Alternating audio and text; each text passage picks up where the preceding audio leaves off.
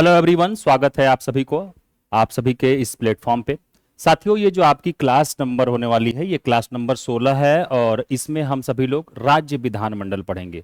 और राज्य विधानमंडल का सबसे पहले हम लोग कॉन्सेप्ट पढ़ेंगे, फिर एमसीक्यूज पढ़ेंगे। ओके। कल वाली 15 नंबर की क्लास में आप लोगों ने मुख्यमंत्री और राज्य जो विधानमंडल था उसमें उस सारी चीज़ों को आप लोगों ने देखा था, जो सारी राज्य के मंत्रिपरिषद को आपने देखा था। आज हम लोग राज्य विधानमंडल के बारे में समझने का प्रयास करेंगे। साथियों, आप सभी लोगों में से बहुत सारे साथी हैं जो कि कमेंट नहीं करते हैं। मैं बीच बीच में क्वेश्चन करता रहता हूं हर 10-10 मिनट पे, ताकि मुझे ये पता चल पाए कि कौन सा मेरा प्यारा साथी क्लास देख रहा है पूरा कंप्लीट, कौन नहीं देख रहा है।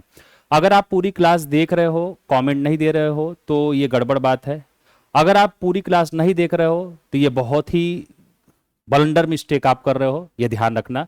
क्योंकि फ्री ऑफ कॉस्ट में आपको जो ये शानदार सा कंटेंट दिया जा रहा है, ये आपको कहीं नहीं मिलेगा, ये आप ध्यान रखिएगा।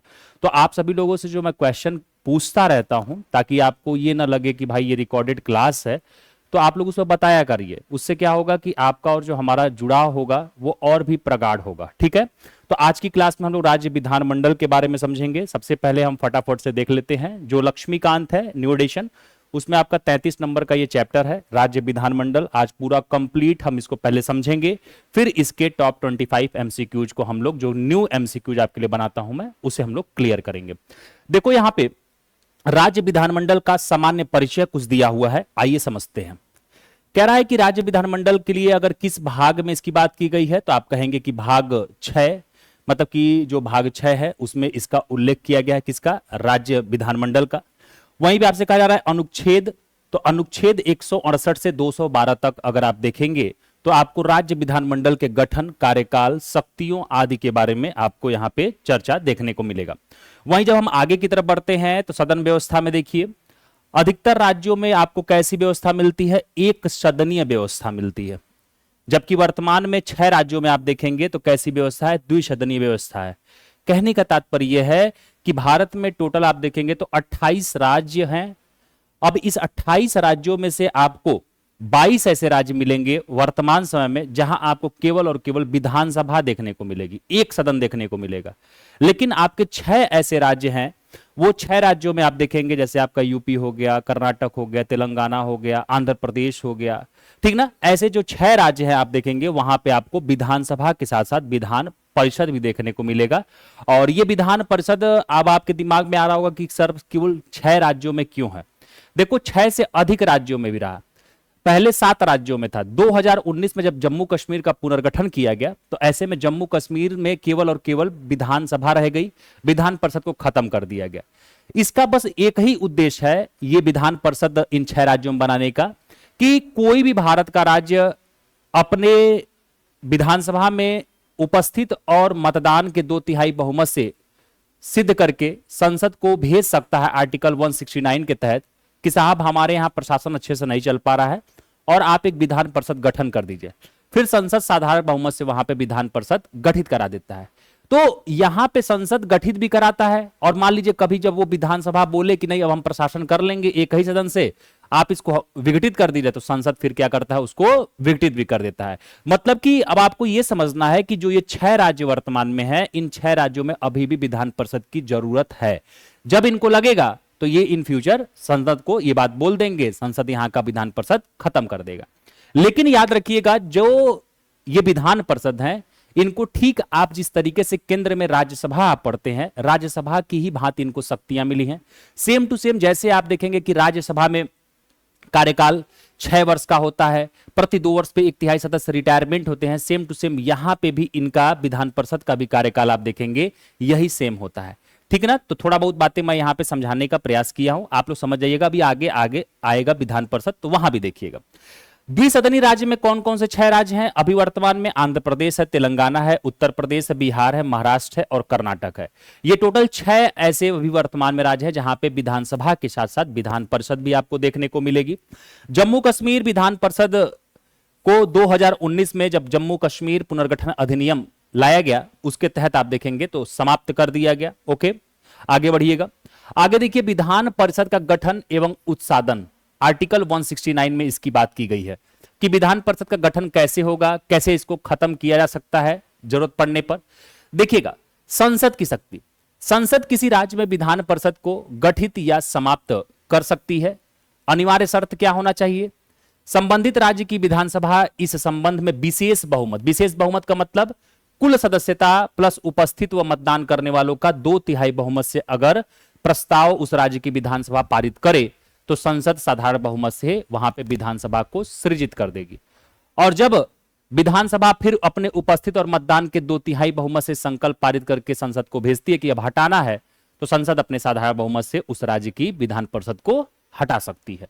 संविधान संशोधन देखिए इसको नहीं माना जाता है, इसको सिर्फ एज एक प्रशासनिक हेल्प के तौर पे इसको गठित किया जाता है। इस वजह से जो यहां पे हम लोग विधान परिषद का गठन करते हैं या समाप्ति करते हैं, इसको हम संविधान संशोधन आर्टिकल 368 के तहत नहीं मान सकते हैं, ये क्लियर रखिएगा। ठीक है, आगे बढ़िए। अच्छा, दूसरा कारण यह भी है कि संविधान संशोधन कभी भी आप देखेंगे तो विशेष बहुमत से पारित होता है, लेकिन यह साधारण बहुमत से पास हो रहा है, तो इस वजह से इसको एक और ये क्राइटेरिया आप कह सकते हैं कि इसको आप संविधान संशोधन नहीं कर सकते हैं विधान परिषद के सृजन और उत्साधन को। आगे देखिए प्रकृति। विधानसभा निचला लोकप्रिय सदन होता है, विधान परिषद उच्च और वरिष्ठों का सदन कहलाता है।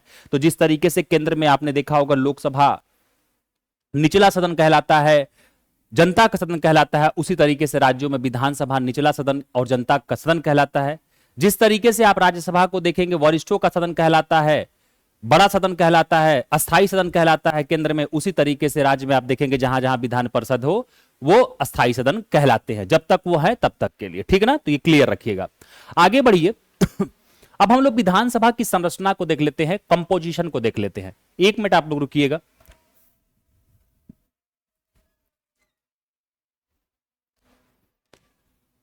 अब हम लोग विधानसभा की संरचना को देख लेते हैं। देखिए, सबसे पहले अधिकतम संख्या 500 से अधिक नहीं होनी चाहिए और न्यूनतम संख्या 60 निर्धारित की गई है। कहने का तात्पर्य यह है कि जो हमारे यहां पे भारत में 28 राज्य हैं, इस 28 राज्यों में विधानसभा है, तो विधानसभा में संख्या कैसे तय की जाती है? वहां के जनसंख्या के अनुपात में। और ऐसे में क्राइटेरिया संविधान में तय किया गया है कि कहीं भी विधानसभा किसी भी राज्य की हो, 60 से कम वहां संख्या नहीं होनी चाहिए और 500 से अधिक संख्या नहीं होनी चाहिए।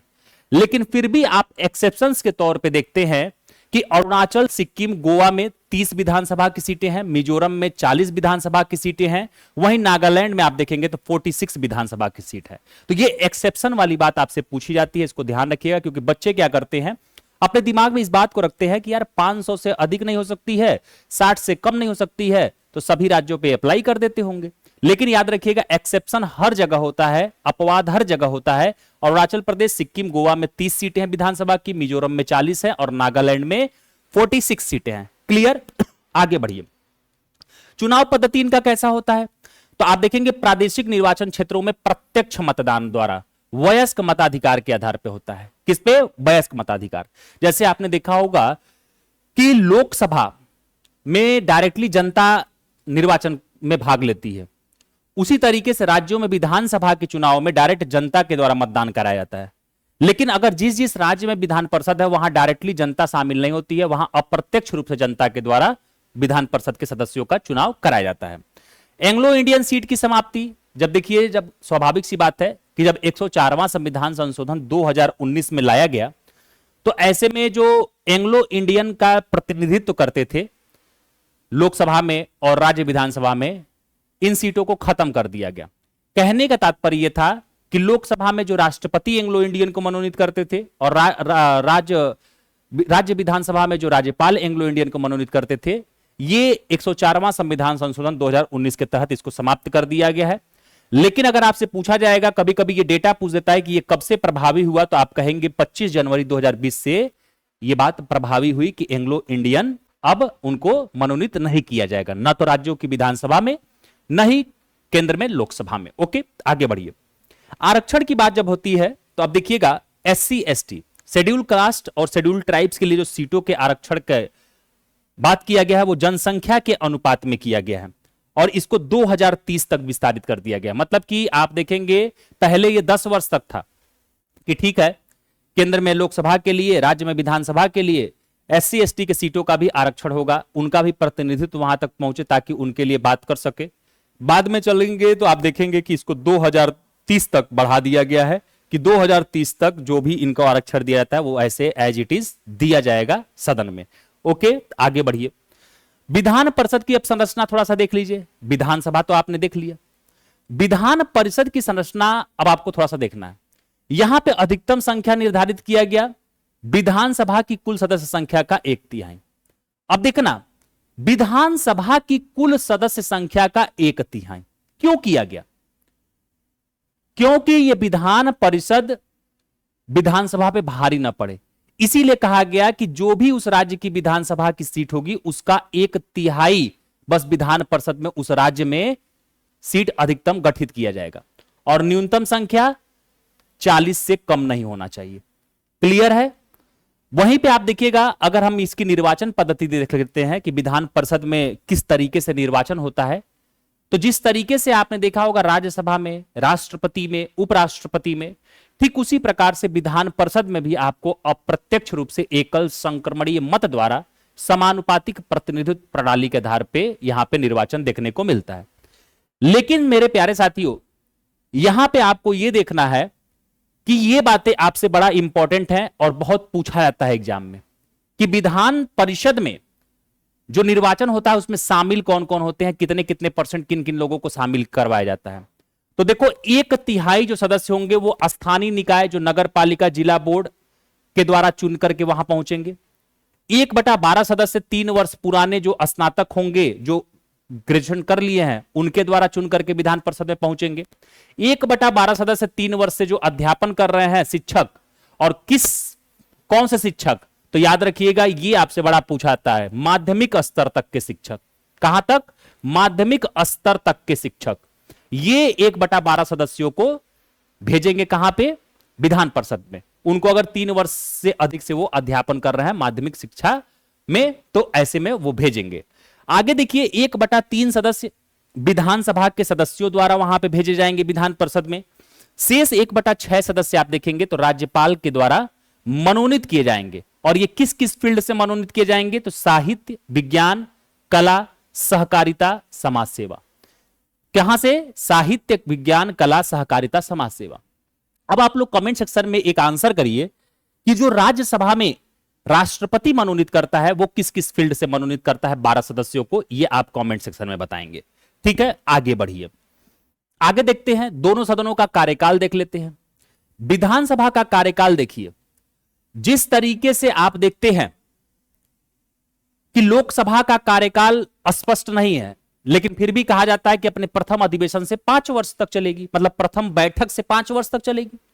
ठीक उसी तरीके से राज्य विधानसभा जो है वो अपनी पहली बैठक, या इसी को अधिवेशन बोल दो या इसी को मीटिंग बोल दो, से 5 वर्ष तक रहेगी। लेकिन इसके पूर्व भी वो कभी भी समाप्त हो सकती है। जैसे केंद्र में लोकसभा समाप्त हो सकती है, वैसे राज्य में राज्यपाल इसे समय से पूर्व भी विघटित कर सकता है। मतलब आप देख रहे हो, कनेक्ट करो केंद्र से। केंद्र में जिस तरीके से आपने देखा कि राष्ट्रपति के प्रसाद पर्यंत लोग रह रहे हैं, मंत्रिपरिषद और प्रधानमंत्री, उसी तरीके से ठीक आप देखोगे तो यहां पे भी आपको राज्यपाल के प्रसाद पर्यंत देखने को मिलेगा।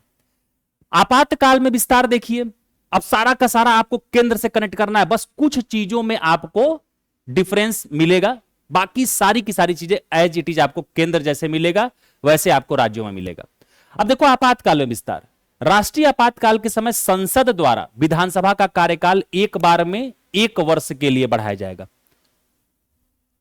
ऐसे ही आप केंद्र में देखते हो कि राष्ट्रीय आपातकाल के दौरान लोकसभा का जो कार्यकाल होता है एक बार में 1 वर्ष के लिए बढ़ाया जाता है।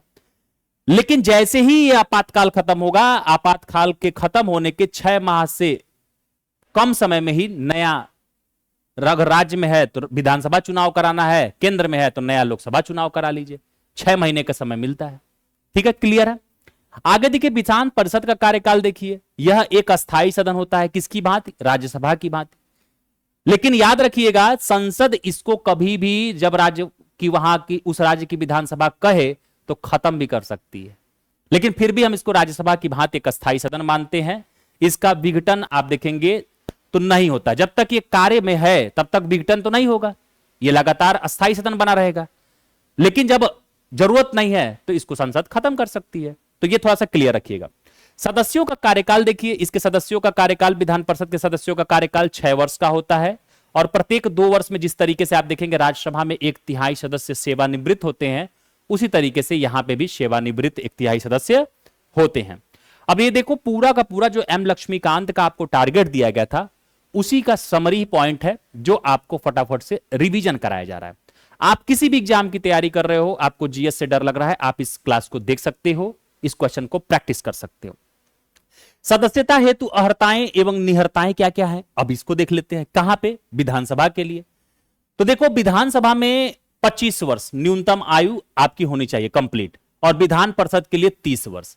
मतलब आप केंद्र से तुलना करो, जैसे मैं बार बार क्यों केंद्र से तुलना कर रहा हूं, जब आप बार बार केंद्र से तुलना करके पढ़ोगे तो चीजें आप आराम से याद रख सकते हो। जैसे आपने देखा होगा कि लोकसभा के सदस्य बनने के लिए आपको कितनी उम्र की जरूरत होती है, न्यूनतम 25 वर्ष कंप्लीट। तो वैसे ही लोकसभा की बात राज्य में विधानसभा है तो यहां पे भी 25 वर्ष कंप्लीट होना चाहिए। जिस तरीके से आपने देखा होगा राज्यसभा में केंद्र में 30 वर्ष की आयु कंप्लीट होनी चाहिए, ठीक उसी तरीके से विधान परिषद उसी के समान है, तो यहां पे भी न्यूनतम आयु 30 वर्ष कंप्लीट होनी चाहिए सदस्य बनने के लिए। निर्हरताएं क्या क्या है, डिस्क्वालिफिकेशंस क्या क्या है, अब ये देखिए। अगर कोई व्यक्ति लाभ के पद पर है, दिवालिया है या विकृत चित्त है, कहने का मतलब कि अगर ये 3 कंडीशन है, लाभ का पद, याद रखिएगा इस लाभ के पद में मंत्री का पद शामिल नहीं होता है, मंत्री का पद शामिल नहीं होता है, ये क्लियर रखिएगा। अगर लाभ के पद में तब कौन से पद आते हैं गुरुजी, ये बता दो।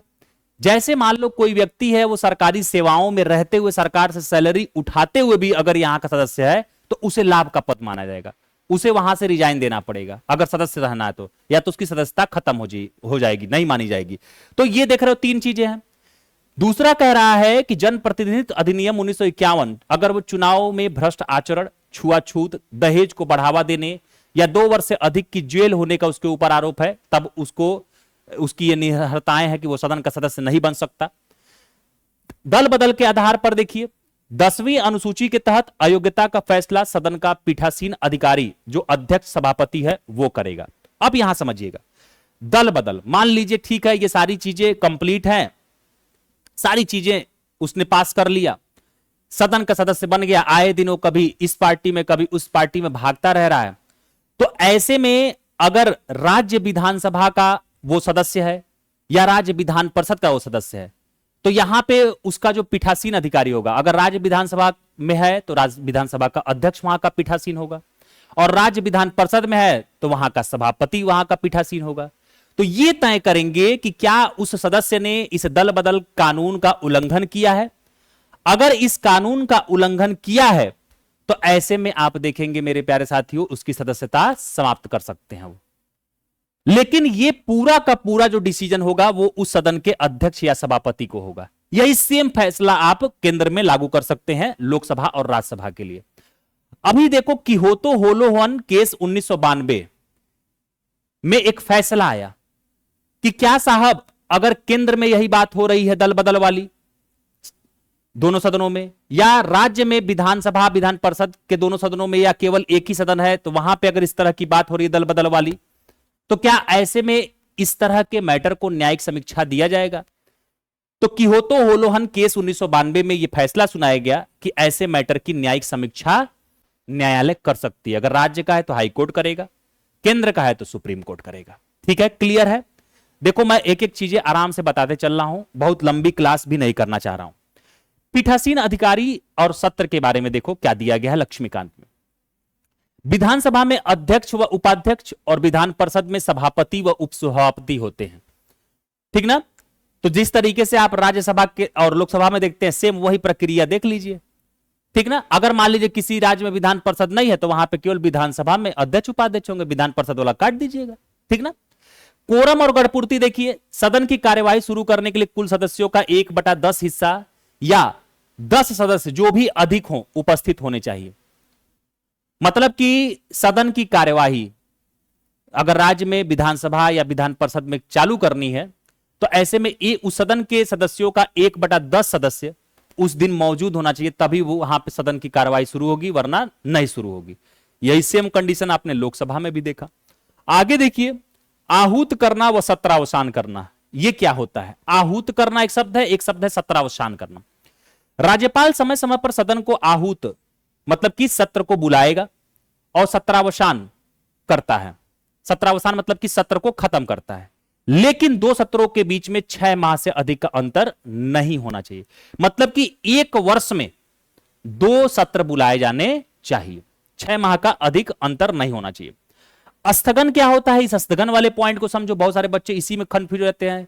सत्र आहूत करना, सत्रावसान करना, स्थगन करना, विघटन करना, ये क्या होता है, क्लियर कर लो।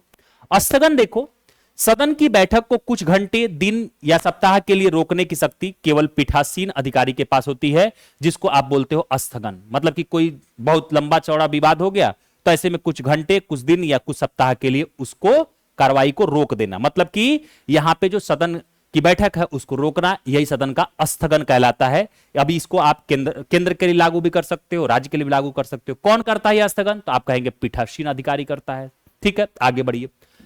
विधायी प्रक्रिया, साधारण विधेयक। अब मुझे यह बताइएगा, आप लोगों को इतना समझा चुका हूं कि आप लोग इस पीठासीन अधिकारी का मतलब समझ रहे होंगे। अब आप बताइएगा कि यह पीठासीन अधिकारी कौन होता है जो स्थगन करता है, चाहे केंद्र में चाहे राज्य की विधानसभा या विधान परिषद में। आप कमेंट सेक्शन में बताइएगा, आपसे भी कुछ क्वेश्चन होगा क्योंकि आप लोग भी पढ़े होंगे। विधायी प्रक्रिया, साधारण विधेयक देखिए क्या होता है। प्रारंभ में क्या होता है, या किसी भी सदन में पेश किया जा सकता है साधारण विधेयक। विधान परिषद की सीमित शक्ति इस पे दी गई है। यदि विधानसभा विधेयक पास करके विधान परिषद को भेजती है तो विधान परिषद उसे अधिकतम 3 महीने तक रोक करके रख सकती है। कैसे, साधारण विधेयक को। पुनः पारित होने पर आप देखिए, यदि विधानसभा दोबारा पास करके भेजे तो परिषद केवल 1 महीने तक रोक सकती है, अर्थात विधान परिषद किसी साधारण विधेयक को कुल 4 महीने से ज्यादा नहीं रोक पाएगी। मतलब कि अगर साधारण विधेयक कोई भी विधानसभा विधान परिषद में भेज रही है तो पहले बार में वो 3 महीने तक रोक सकती है, अगर वो चाह रही है कि नहीं ये कानून न बने तो।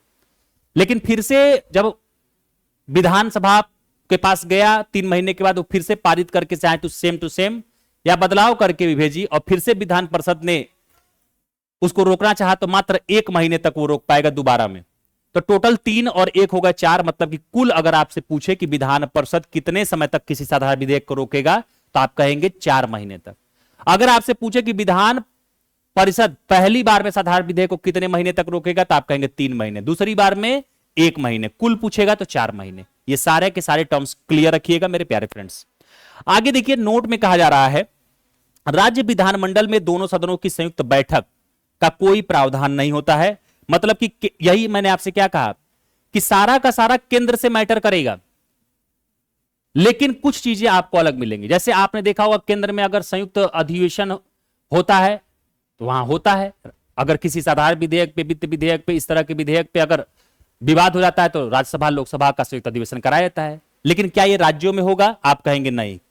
क्यों नहीं होता होगा, कभी आपने सोचा है? इसलिए नहीं होता है क्योंकि पूरे के पूरे राज्यों में विधान परिषद नहीं है, मात्र 6 राज्य में है। तो ये पार्शियलिटी को बचाने के लिए कि बाकी राज्य कहें कि हमारे यहां एक ही सदन है और यहां पे 2-2 सदन है तो इनकी संयुक्त बैठक हो रही है, तो इसीलिए इस संयुक्त बैठक के प्रावधान को राज्य विधानमंडल में शामिल नहीं किया गया है। धन विधेयक एवं राज्यपाल की स्वीकृति देख लीजिए। धन विधेयक, जिसको आप मनी बिल कहते हैं, केवल विधानसभा में ही पेश किया जा सकता है और वो भी राज्यपाल की पूर्व अनुमति पर। विधान परिषद इसे मात्र 14 दिनों के लिए रोक सकती है। अब देखिए, सेम शक्ति यही बराबर है केंद्र वाली। केंद्र में क्या होता है, राष्ट्रपति की पूर्व अनुमति पे लोकसभा में पेश किया जाता है और 14 दिन के लिए रोक सकता है कौन, राज्यसभा। और राज्यसभा की वहां बात मानने न मानने के लिए बाध्य लोकसभा नहीं है। ठीक वही सेम कंडीशन धन विधेयक के मामले में राज्यों में आप देखिएगा तो विधानसभा में राज्यपाल की पूर्व अनुमति पे पेश होगा और फिर विधान परिषद को 14 दिन के लिए भेजा जाता है। यहां पे विधान परिषद की बात मानने न मानने के लिए बाध्य विधानसभा नहीं होती है। क्लियर। राज्यपाल के पास क्या क्या विकल्प होते हैं आप देखिएगा। जब कोई विधेयक जाता है तो राज्यपाल के पास क्या क्या विकल्प होंगे। विधेयक पास होने के बाद राज्यपाल के पास 4 विकल्प होते हैं। अगर मान लीजिए राज्य में विधान परिषद है और विधानसभा दोनों से कोई विधेयक पास हो गया तो राज्यपाल के पास क्या कह सकती है, वह स्वीकृति दे सकते हैं, साइन कर सकते हैं, उसे कानून बना सकते हैं, उस स्वीकृति को वह सुरक्षित रख सकते हैं, पुनर्विचार के लिए वो वापस सदन को भेज सकते हैं धन विधेयक को छोड़ करके, क्योंकि धन विधेयक इनकी पूर्व अनुमति पे ही आता है तो इसमें पुनर्विचार के लिए वो भेजेंगे नहीं। या चौथा पॉइंट एक्स्ट्रा आपको जो याद रखना है, जो कि आपको केंद्र में देखने को नहीं मिलेगा, ये चौथा पॉइंट राज्य के लिए है कि राष्ट्रपति के विचारार्थ ये सुरक्षित रख सकते हैं। उदाहरण के लिए देखिए, यदि विधेयक उच्च न्यायालय की शक्तियों को कम करता है तो ऐसे कंडीशन में वो राष्ट्रपति के विचारार्थ के लिए सुरक्षित रख सकते हैं। कौन? राज्यपाल, उस विधेयक को। तो ये चार शक्तियां हैं इनके पास। विधान परिषद और विधानसभा से असमानता क्या क्या है, क्या क्या इन दोनों में असमानता है, इनको देख लेते हैं। वित्त विधेयक, वित्त विधेयक को भी हम लोग इंग्लिश में मनी बिल ही कह सकते हैं, लेकिन वित्त विधेयक में आप देखेंगे तो धन विधेयक से थोड़ा सा अंतर होता है। अब आप लोगों को समझ में नहीं आ रहा होगा, थोड़ा सा कुछ बच्चों को डिस्टरबेंस होगा कि सर वित्त विधेयक और धन विधेयक में क्या अंतर होता है। देखो, वित्त विधेयक में दो प्रकार के होते हैं, टाइप 1 टाइप 2। और जो धन विधेयक होता है, इसमें सरकार अपना आगामी एक वित्तीय वर्ष का जो बजट होता है उसका प्रावधान करती है कि हमें इतना पैसा चाहिए और हम इस सेक्टर में खर्च करेंगे, लोगों के लिए काम करेंगे।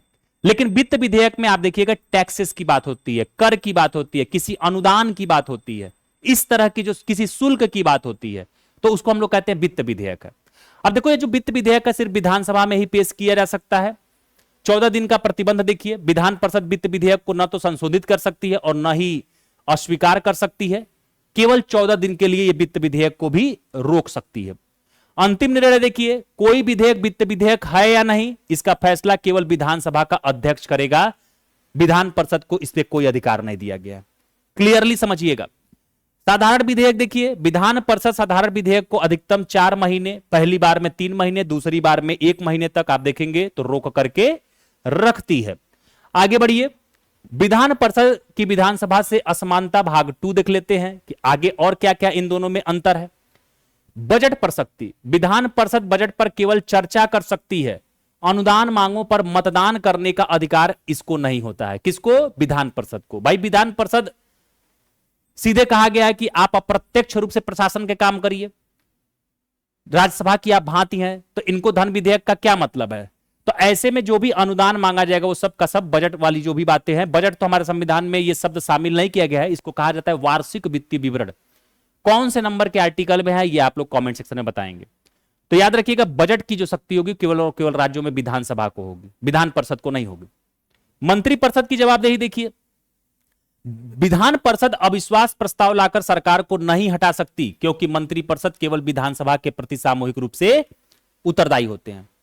अब यहां पे थोड़ा सा कुछ बातों को समझिएगा हाईलाइट करके। जैसे मैंने आपसे कहा कि केंद्र में लोकसभा राज्यसभा होता है, और मान लीजिए लोकसभा में ही आपको मंत्री देखने को मिलेंगे। अब लोकसभा का कोई ऐसा सदस्य नहीं है जो गृह मंत्री बन पाए, उसके लिए एलिजिबल नहीं है, वहां के लोग समझ पा रहे हैं, और वो ऐसा व्यक्ति उन्हीं की पार्टी का राज्यसभा में है, तो वो उस राज्यसभा वाले व्यक्ति को उठा करके क्या करेंगे? गृह मंत्री बना देंगे। लेकिन जब से वो गृह मंत्री बनेगा वो सामूहिक रूप से उत्तरदायी तो किसके प्रति होगा? क्योंकि वो मंत्री बन चुका है तो लोकसभा के प्रति। ठीक यही प्रक्रिया राज्यों में लागू करिए। अगर वो विधानसभा उस राज्य में केवल है तब तो विधानसभा के प्रति वो उत्तरदायित्व होगा। लेकिन अगर उस राज्य में विधान परिषद है, और मान लीजिए कि जैसे उत्तर प्रदेश को आप समझिए, मान लीजिए सपोज दैट योगी जी के जो गृह मंत्री हैं वो वहां की विधानसभा में लग रहा है कि कोई नहीं बन पाएगा, कोई उस लायक नहीं है, और विधान परिषद में उन्हीं की पार्टी का एक व्यक्ति है, तो योगी जी क्या करेंगे? उसको विधान परिषद से उठा करके गृह मंत्री का पद दे देंगे। लेकिन जब से वो गृह मंत्री बनेगा तो वो अपने राज्य विधान परिषद के रूप में जिम्मेदार नहीं होगा, वो विधानसभा के लिए उत्तरदायित्व होगा उसका। मतलब कि उसका सामूहिक रूप से जो उत्तरदायित्व होगा वो विधानसभा के प्रति होगा। तो ये पूरी की पूरी चीजें मैंने आपको समझा दिया, यहां पे एक ही लाइन लिखी थी।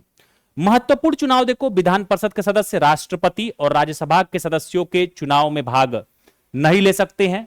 क्यों नहीं ले सकते हैं? मैंने आपको पहले ही बताया था कि देखो भाई, जो विधान परिषद के सदस्य चाहे राष्ट्रपति हो, चाहे उपराष्ट्रपति हो, चाहे राज्यसभा हो, यहां पे शामिल इसलिए नहीं होते हैं क्योंकि बाकी राज्य 22 राज्यों में जहां विधानसभा केवल है, वो ये कहेंगे कि भैया ये तो पार्शियलिटी हो रही है, यहां 6 राज्यों में विधान परिषद है तो ये लोग क्षेत्रवाद कर दे रहे हैं, अपने लोगों को जिता रहे हैं, इसीलिए विधान परिषद को शामिल ऐसे चुनाव में मतदान में नहीं किया गया है।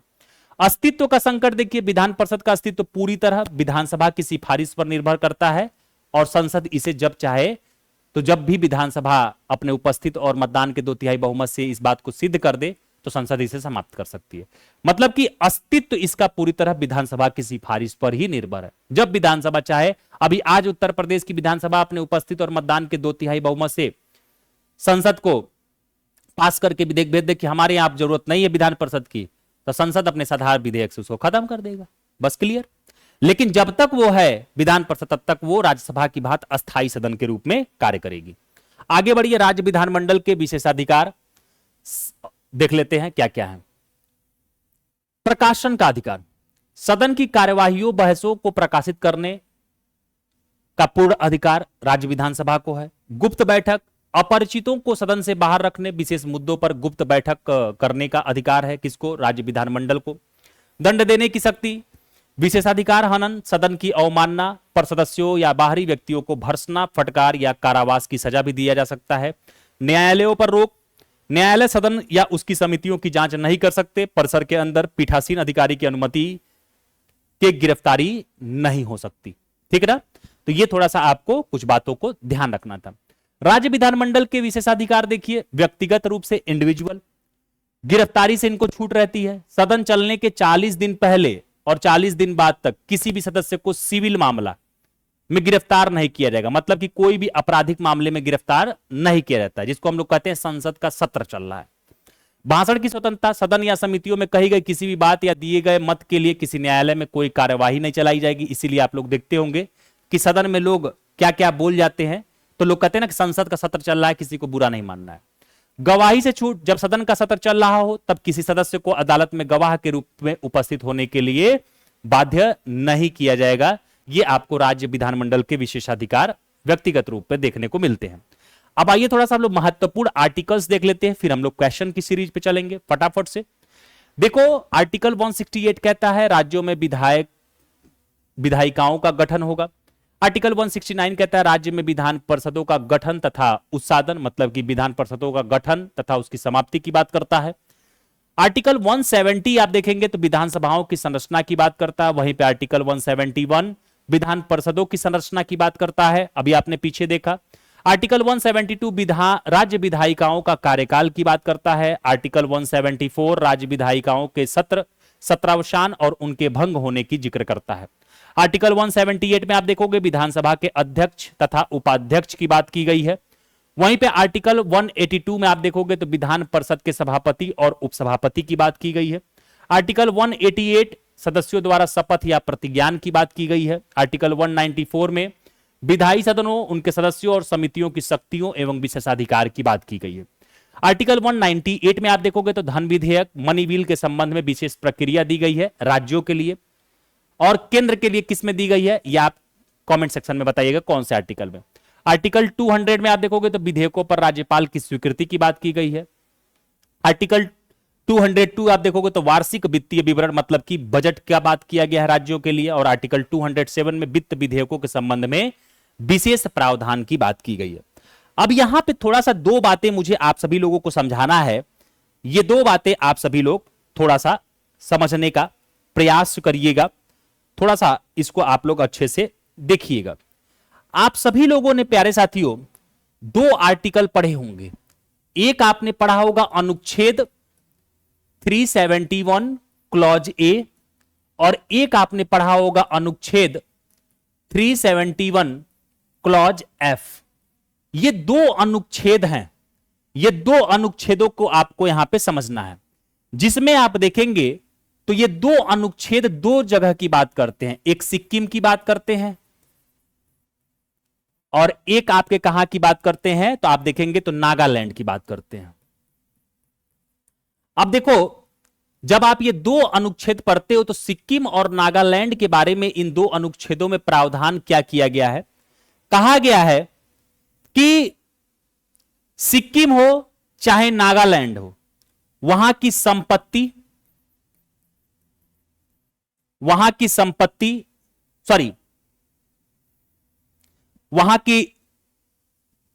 संस्कृति,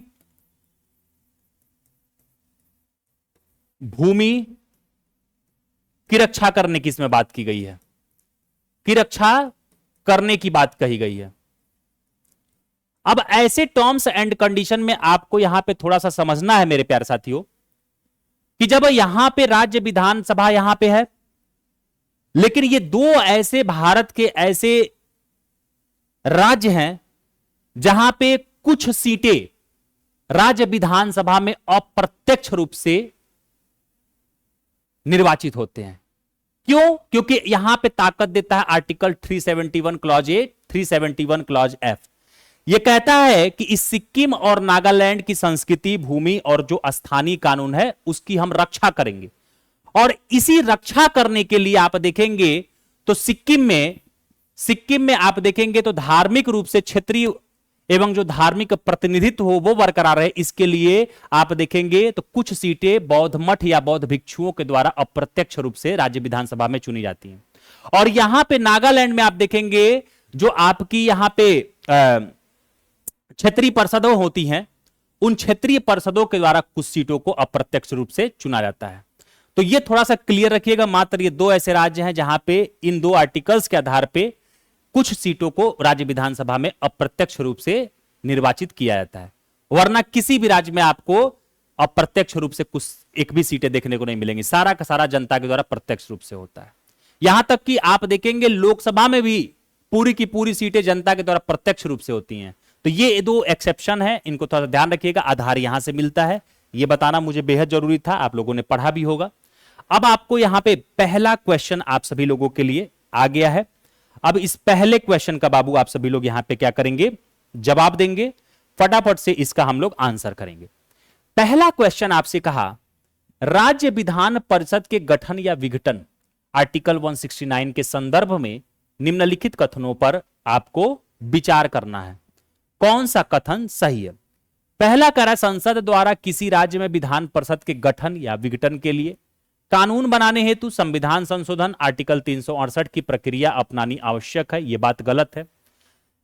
अब देखो यहां अब आपको पकड़ में आ रहा होगा कि आर्टिकल 368 के तहत संविधान संशोधन इसको क्यों नहीं माना जा रहा है। संविधान संशोधन मेरे भाई विशेष बहुमत से किया जाता है और यहां संसद साधारण बहुमत से विधान परिषद सृजित कर रही है, तो इस वजह से यह संविधान संशोधन हुआ नहीं। दूसरा का कह रहा है कि इसके लिए संबंधित राज्य की विधानसभा द्वारा कुल सदस्य संख्या के बहुमत तथा उपस्थित एवं मतदान करने वाले सदस्यों को 2/3 बहुमत से प्रस्ताव पारित होना है। तो आप कहेंगे यहां पे केवल और केवल राइट क्या हो जाएगा, ऑप्शन बी। देख पा रहे हैं क्वेश्चन आपके लिए आज टू मॉडरेट टू हार्ड की कैटेगरी का है और ट्रिकी बेस्ट क्वेश्चन आपके लिए यहां पे मैंने बनाया है। अगला प्रश्न देखिए, कथन और कारण यहां पे दिया गया है, इसका आपको आंसर करना है। आपसे पहला कहा आंध्र प्रदेश में विधान परिषद के इतिहास में गठन, उन्मूलन और पुनर्जीवन तीनों प्रक्रियाएं देखी जा चुकी हैं। आगे कह रहा है क्योंकि तमिलनाडु में विधान परिषद अधिनियम 2010 के पारित होने के बावजूद वर्तमान में वहां द्विसदनी व्यवस्था प्रभावी नहीं। अब यहां देखिए, यहां पे आपको कुछ बातों को समझना है, आपको यहां पे कुछ चीजों को देखना है, थोड़ा सा समझने का प्रयास करिएगा।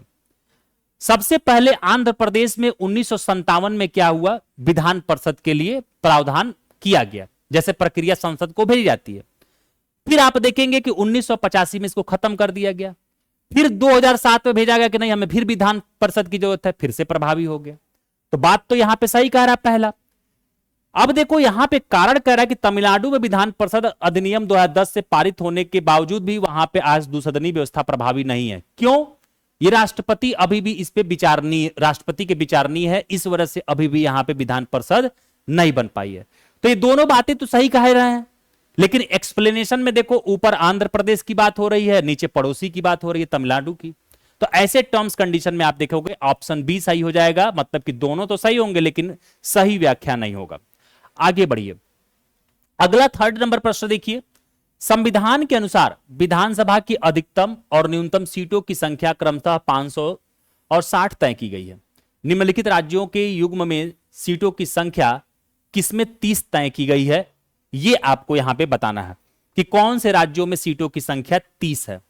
तो आप सीधा देख पा रहे हो सिक्किम, गोवा और मिजोरम, ये तीन ऐसे आपको यहां पे राज्य देखने को मिलेंगे जहां पे आपको सीटों की संख्या विधानसभा की 30 देखने को मिलेगी। अभी मैंने आपको पीछे एक्सेप्शन वाला केस पढ़ाया था, मैंने कहा था कि 60 से कम नहीं हो सकती, लेकिन कई जगह पे एक्सेप्शन है, ठीक है ना। तो एक्सेप्शन वाला ध्यान रखिएगा, एग्जामिनर वहां से बड़ा क्वेश्चन क्वेरी करता है, आप सभी लोगों से बहुत ज्यादा क्वेश्चन पूछता है। अगला प्रश्न देखिए, एक हाइपोथेटिकल प्रश्न आप सभी के लिए मेरे प्यारे साथियों। मान लीजिए 84वें संविधान संशोधन अधिनियम 2001 के अनुसार राज्यों के निर्वाचन क्षेत्रों का पुनर्निर्धारण किया जाना है। ध्यान से समझिएगा, मान लीजिए 84वें संविधान संशोधन अधिनियम 2001 के अनुसार राज्यों के निर्वाचन क्षेत्र का पुनर्निर्धारण किया जाना है। इस अधिनियम के तहत आधार वर्ष क्या माना गया है और यह किस वर्ष तक स्थिर रहेगा। कितनी बार आप लोगों ने यहां पे इस क्वेश्चन को डील किया है, फटाफट से आप सभी लोग मेरे प्यारे साथियों आंसर दीजिएगा। अब यहां पे देखो, आप सभी को सीधे सीधे पता है कि अभी जो वर्तमान में चाहे कोई सा भी निर्वाचन होता है वो 1971 की जनगणना के आधार पर होता है और इसको 2026 तक बढ़ा दिया गया है। मतलब कि इस दिसंबर तक 2026 तक जो भी चुनाव होंगे पूरे भारत में वो 1971 की जनगणना के आधार पर होंगे।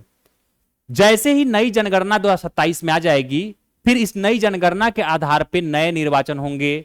तो ऐसे में क्या हुआ, जनसंख्या बढ़ा, जब जनसंख्या बढ़ा तो ऐसे में केंद्र में लोकसभा राज्यसभा की सीटें बढ़ेंगी, राज्य में विधानसभा विधान परिषद की सीटें बढ़ेंगी, ठीक ना। तो अभी वर्तमान में ये 1971 की जनगणना के आधार पे निर्वाचन होता है, चाहे कोई भी हो। आगे बढ़िए, पांचवा क्वेश्चन देखिए, कितना प्यारा सा क्वेश्चन पूछा गया है। इस पांचवे का आप सभी लोगों को आंसर देना है। कह रहा है कि विधान परिषद के सदस्यों के अप्रत्यक्ष निर्वाचन के संदर्भ में निम्नलिखित अनुपातों का मिलान करें और सही कूट का चयन कीजिए। और आपको यहां पे फटाफट से बताना है कि कौन सा आंसर सही होगा। अभी आप लोगों ने यहां पे देखा था कि विधान परिषद में कौन कौन लोग शामिल होते हैं। अब यहां देखो, अगर हम पूछे कि स्थानीय निकाय मतलब कि नगर पालिका जिला बोर्ड द्वारा कितने सदस्य निर्वाचित होते हैं, तो आप यहां पे क्या कहोगे, तो यहां पे आप कहोगे कि गुरुजी इसके द्वारा तो 1/3 सदस्य निर्वाचित होते हैं। वहीं पे 3 वर्ष से जो स्नातक कर चुके व्यक्ति हैं उनके द्वारा कितने लोग निर्वाचित किए जाते हैं, तो आप कहेंगे गुरुजी 1/12 सदस्य निर्वाचित होते हैं। वहीं पे जो शिक्षक 3 साल से माध्यमिक शिक्षा या उच्च शिक्षण संस्थानों में पढ़ा रहा है उसके द्वारा कितने सदस्य निर्वाचित होते हैं, तो आप कहेंगे गुरुजी 1/12 सदस्य निर्वाचित होंगे। और राज्यपाल द्वारा नामांकित कितने होंगे, तो आप कहेंगे 1/6 होंगे। कितने होंगे, 1/6 होंगे। तो यहां पे इस पांचवें क्वेश्चन में आप सभी लोगों को यहां पे क्या आंसर याद रखना है, यहां पे आपको आंसर याद रखना है ऑप्शन बी। तो ऑप्शन बी यहां पे क्या हो जाएगा, राइट आंसर हो जाएगा, ठीक ना। तो थोड़ा सा इसको आप लोगों को ध्यान देना है। 1 मिनट आप लोग रुकिएगा।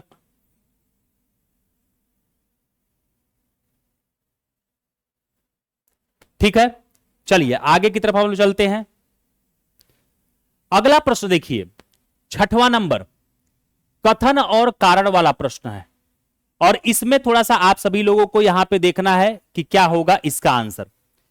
पहला कहा, राष्ट्रीय अल्प आपातकाल के समय संसद किसी राज्य की विधानसभा का कार्यकाल एक बार में केवल 1 वर्ष के लिए बढ़ा सकती है।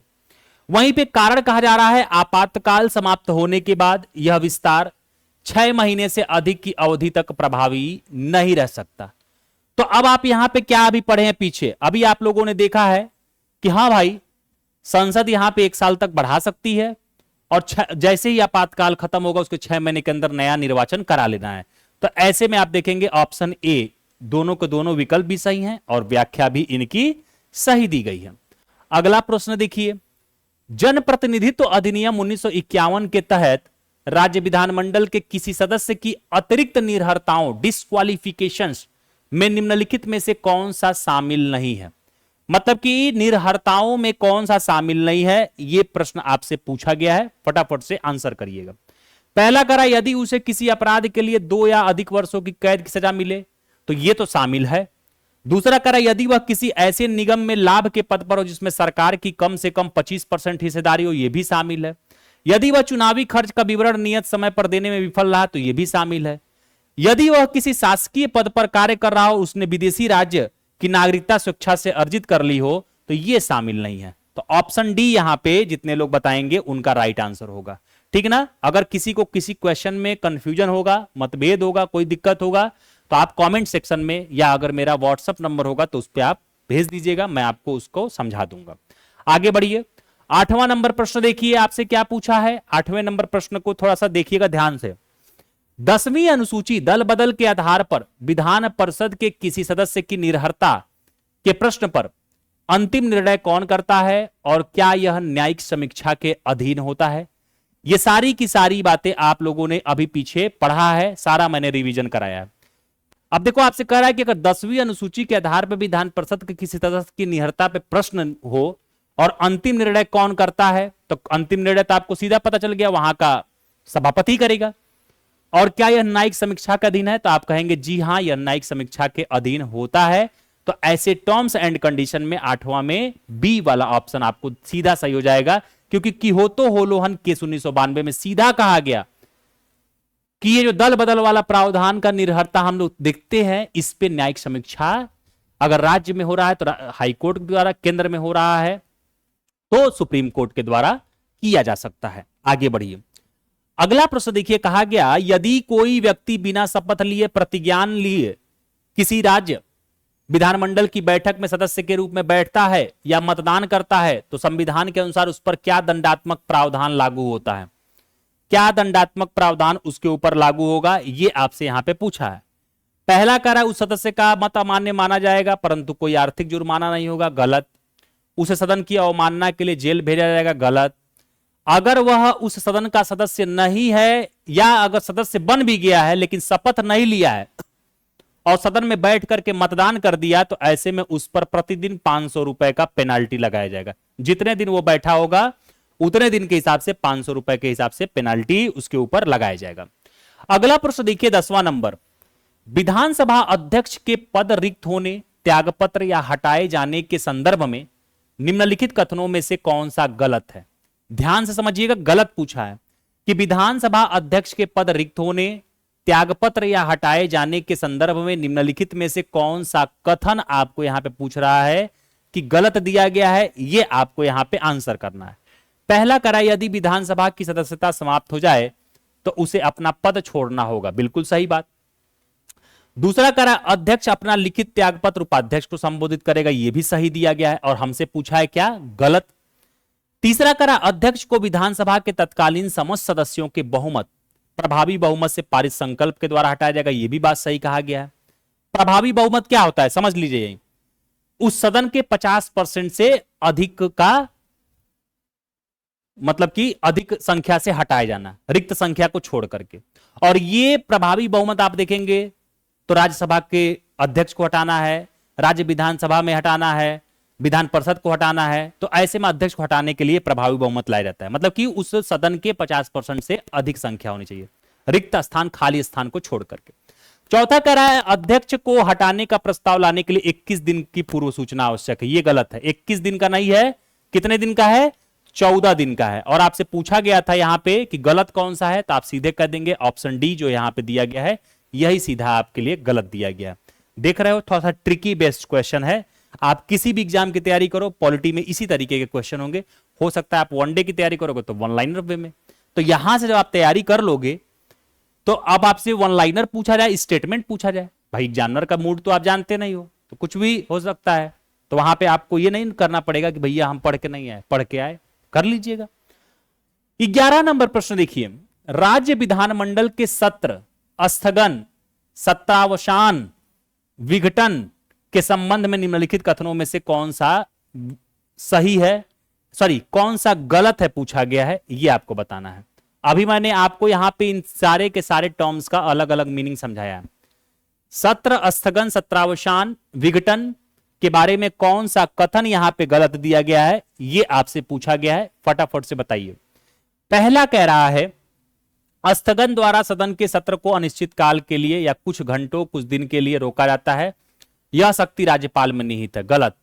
स्थगन पीठासीन अधिकारी के द्वारा उस सदन के हो सकता है कुछ दिन, कुछ घंटे, कुछ महीने के लिए। दूसरा करा सत्रावसान से न केवल बैठक बल्कि सदन का सत्र भी समाप्त हो जाता है और यह आदेश सदन के पीठासीन अधिकारी द्वारा दिया जाता है। यह आदेश कौन करता है, तो राज्यपाल करता है, इस वजह से यह भी गलत है क्योंकि पीठासीन दे दिया है। तो आप कहेंगे ऑप्शन सी, न तो यहां पे एक सही है न तो यहां पे दो वाला ऑप्शन सही है। ठीक है, आगे बढ़ते हैं। अगला प्रश्न देखिए, आपसे पूछा कि जब एक प्रांतीय विधानसभा का विघटन होता है तो विधेयकों पर पड़ने वाले प्रभाव के संबंध में कौन सा विकल्प सही है। ध्यान से समझिएगा, जब एक प्रांतीय विधानसभा का विघटन होता है तो विधेयकों पर पड़ने वाले प्रभाव के संबंध में कौन सा विकल्प सही है।